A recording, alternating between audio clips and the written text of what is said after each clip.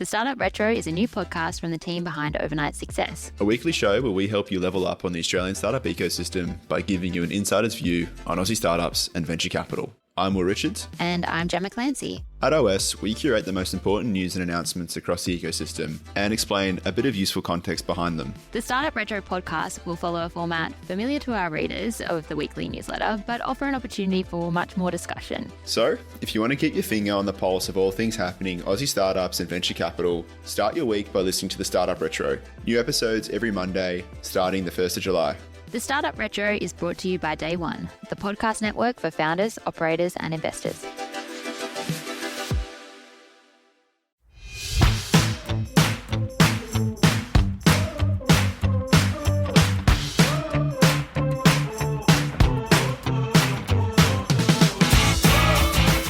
Welcome to Fintechfun.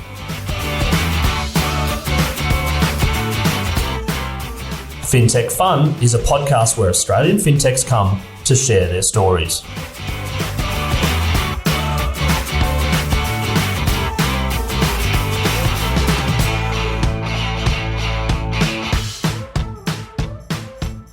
Hi, it's Chris Titley, and as part of the Fintechfun podcast series, I'm joined by Tim Poskitt, country manager, ANZ of Envestnet Yodlee. Tim, thanks so much for being part of this series.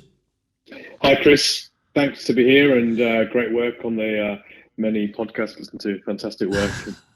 Thank you, Tim. Now, the last time we caught up was at the Intersect Festival, where there's lots of fintechs in the room getting together, and you're a little bit jet lagged. I seem to recall. What was you'd been overseas?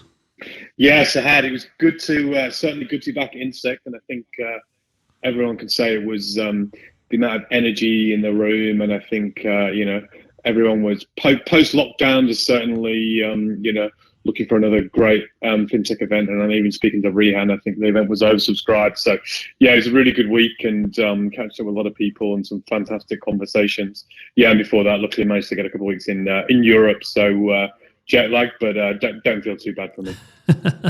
No, excellent. And lots of fintechs collaborating under one roof. I see your team is also very, very present. What's happening at the moment in fintech, and can you tell us a little bit about what your company is up to and what you're seeing?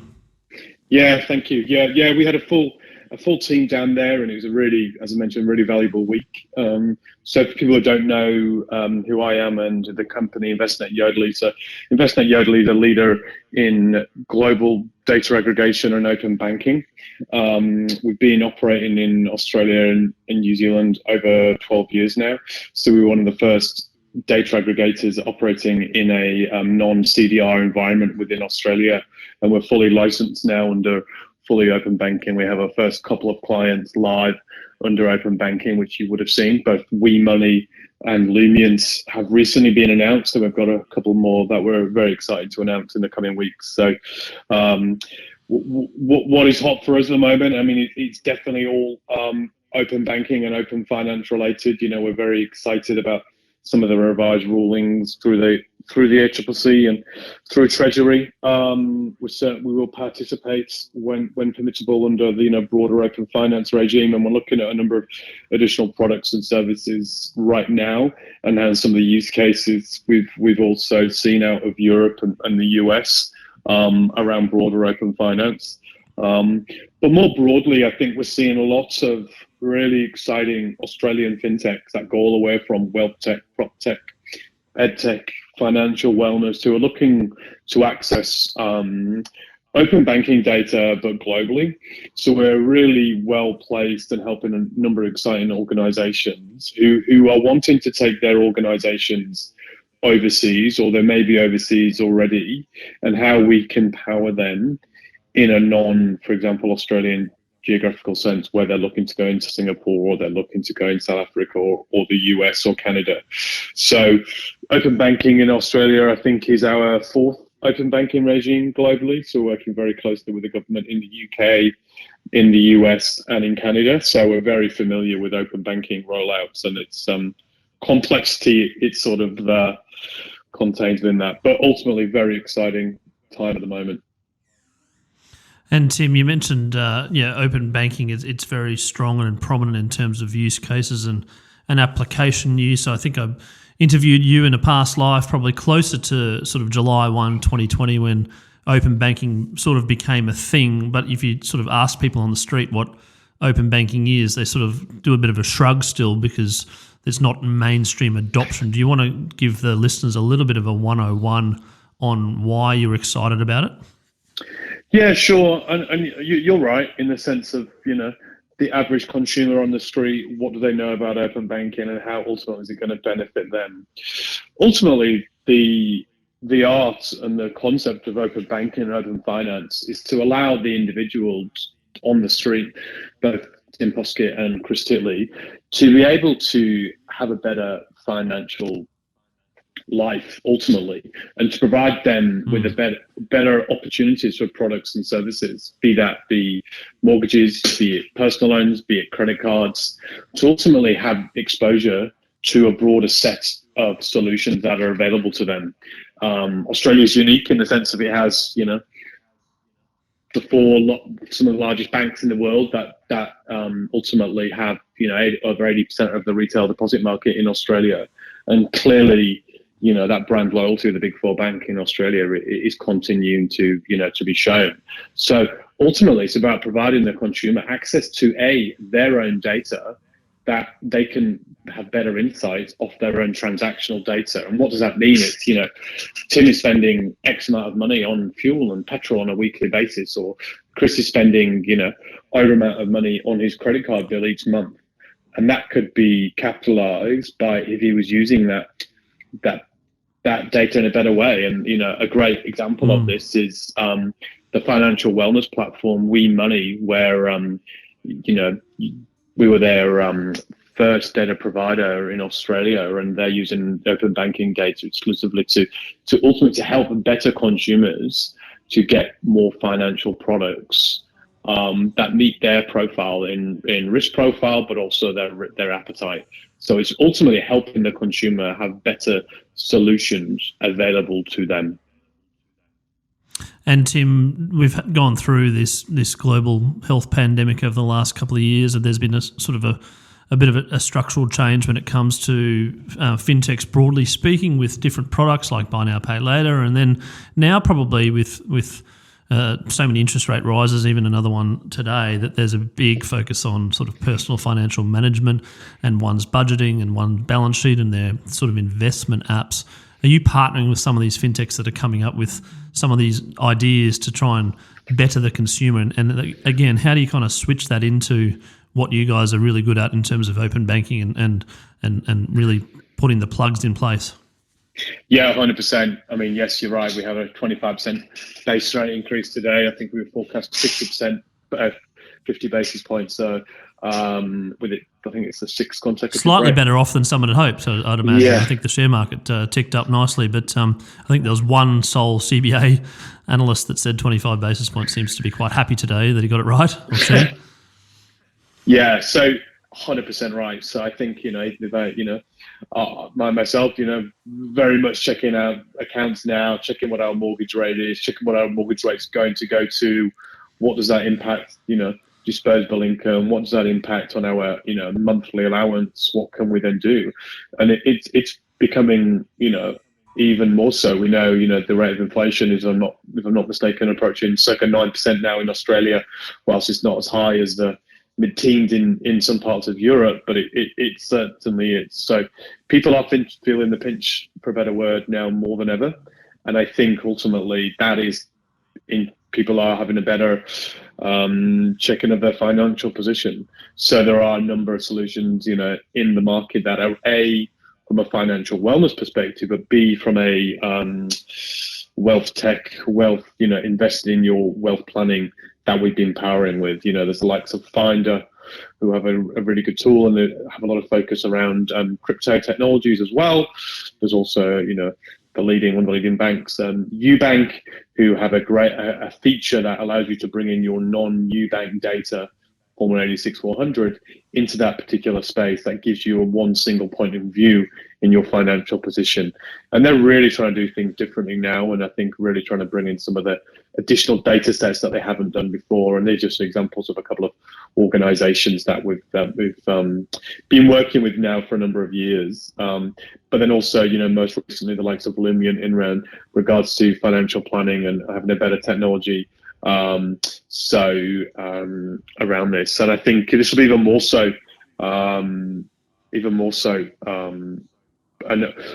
we're seeing going forward. And also, one thing that we're doing as we try and look around the broader financial ecosystem is about how not only can we provide organizations data to be able to make decisions, but actually how can we help organizations with being able to embed financial services tools into their solutions. So with the growth of embedded finance and also the additional solutions around there about how they can have better savings plans and savings for gold, then ultimately it's there's a huge amount of areas of growth that we're seeing in the market currently. Yeah, no, just on that embedded finance, it's interesting, or sort of, even a buzzword as banking as a service a couple of years ago, when I was probably interviewing you or first met you, was kind of a buzzword. I think Walmart had just launched their banking as a service. I think Afterpay had just launched theirs. But it seems to have fizzled a little bit in terms of non-financial service providers providing banking services. Keen to know your thoughts on that sector, and also, I suppose, you mentioned about the Big Four trust. That seems to have been a bit stronger in the last couple of years. Yeah, I think so. And I think ultimately some of the barriers to entries for potential neobanks and beyond has been extremely high. So I think you've only just got to pick up the financial press and look at, some of the challenges for neobanks. I think there was some news overnight with I think it's Bank North in the UK. It was attacking the... Oh, yes, in Manchester. Yep, which I know very well, and I went to University of Manchester, so I spent many times there.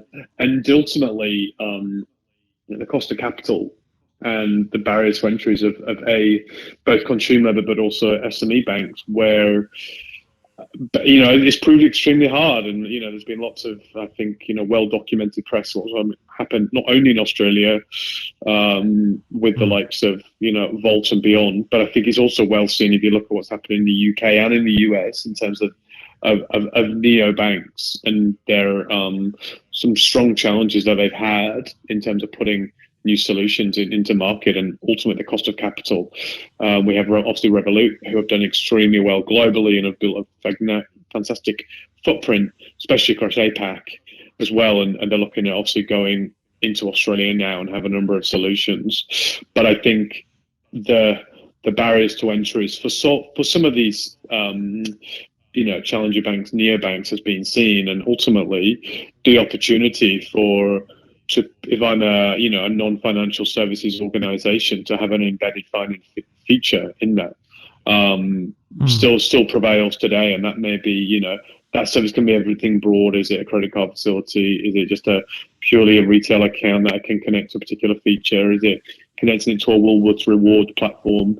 Think about all the parts of the financial journey that exist today, and where do we touch money, move money that exists. That the opportunity of embedding financial service into that is huge. And I think whilst the trust and the brand loyalty with some of the big four, as you say, is very strong, and that has potentially hindered some of the potential neobanks, I think the growth of embedded finance and, as you rightly said, banking as a service is I think, definitely a growth market to come.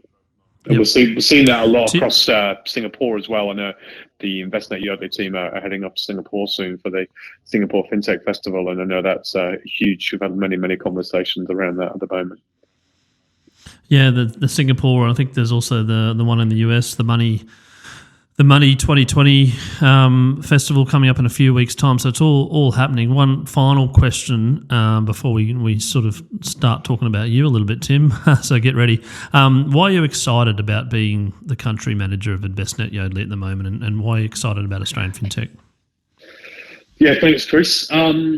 I think, two parts to that question. I mean, why am I excited about the role And I think why am I excited about the ecosystem? I think in terms of the platform that we have today and the capabilities that comes with it and our global reach, we're really well placed to take fintechs who are an Aussie-born fintech organization who wants to go global and wants to have the best-in-class, the most secure APIs available with over, an organization with over 20 years experience doing this.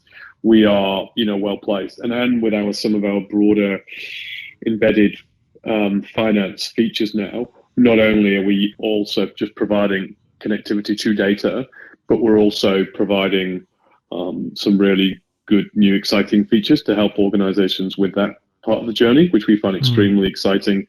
And then the ecosystem, I think, it's the year started off probably very different to where we are now, and we're sat here in October. I think the ecosystem is booming, whilst the VC taps have dried up a bit, and I think there's lots of organizations who are looking that they will invest, but I think obviously some valuations have dropped somewhat where they were months back. I think the growth of the segment has played very well, even if you think about COVID and our inability to travel both in and out of the region.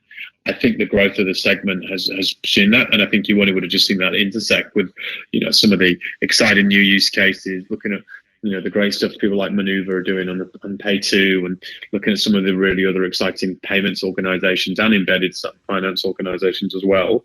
I think you can just see them doing that, and, the likes of the former guys done at Hey and shaping some exciting stuff they're doing.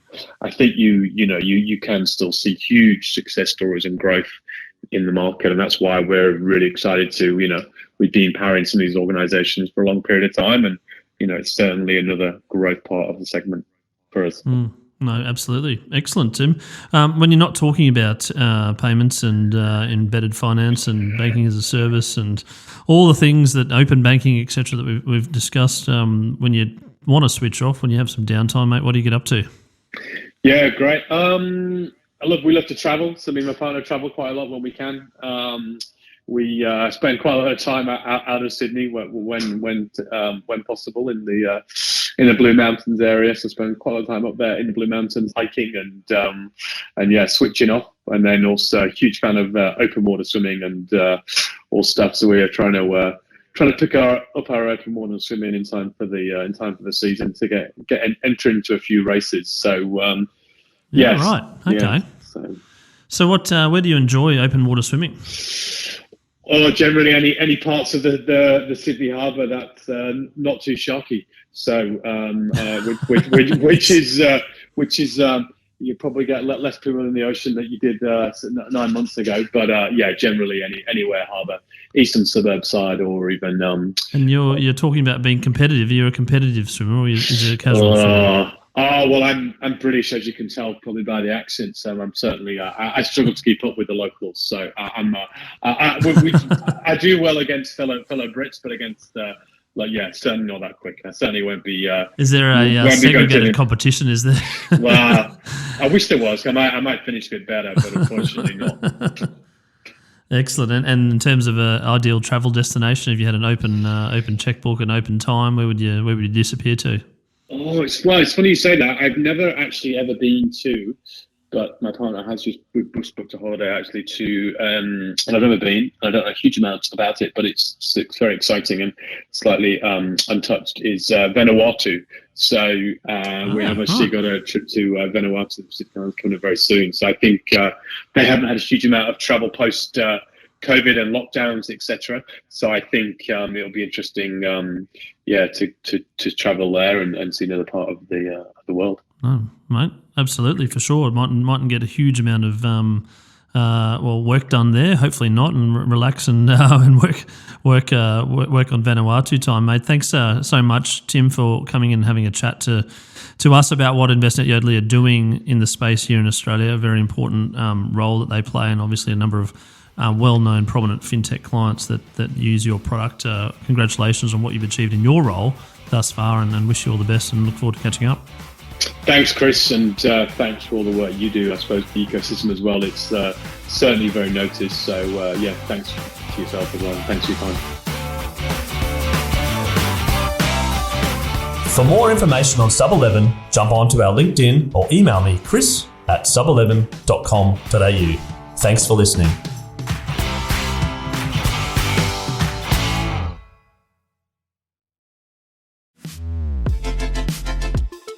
The Startup Retro is a new podcast from the team behind Overnight Success. A weekly show where we help you level up on the Australian startup ecosystem by giving you an insider's view on Aussie startups and venture capital. I'm Will Richards. And I'm Gemma Clancy. At OS, we curate the most important news and announcements across the ecosystem and explain a bit of useful context behind them. The Startup Retro podcast will follow a format familiar to our readers of the weekly newsletter, but offer an opportunity for much more discussion. So, if you want to keep your finger on the pulse of all things happening Aussie startups and venture capital, start your week by listening to the Startup Retro. New episodes every Monday, starting the 1st of July. The Startup Retro is brought to you by Day One, the podcast network for founders, operators, and investors.